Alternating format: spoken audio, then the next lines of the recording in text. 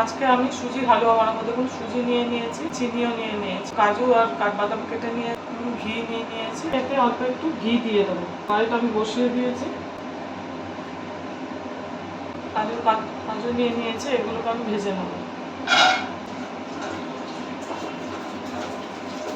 কাজুগুলো আমার ভাজা ভাজা হয়ে গেছে, এবার আমি এগুলোকে তুলে নেবো। ঘি নিয়েছি, এই ঘিটা পুরো দিয়ে দেবো।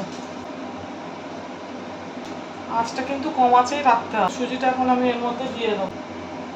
এটা পাকিয়েই যেতে হবে, সময় লাগবে।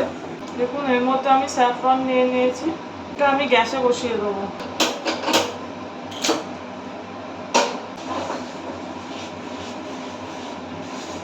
দেখুন আমি এলাচ গুঁড়ো করে রেখেছি, এলাচ গুঁড়োটা জলের মধ্যে দিয়ে দেবো। চিনি নিয়েছি, চিনিটা আমি এখন এর মধ্যে দিয়ে দেবো। দেখুন এই বাদামগুলো নিয়েছি, বাদামগুলো আমি দিয়ে দেবো। বেসন নিয়েছি, বেসনটার মধ্যে দিয়ে দেবো। অনেকক্ষণ ধরেই পাকাতে হবে এটা। এই জলটা আমার হয়ে গেছে কেশর দেওয়া, এটা আমি আস্তে আস্তে এর মধ্যে দিয়ে দেবো।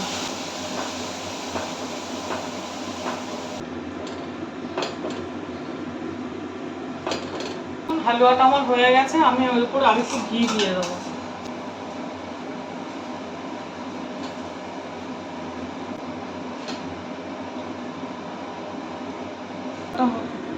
হয়ে গেছে। সুজির হালুয়াটা আমার বানানো হয়ে গেছে।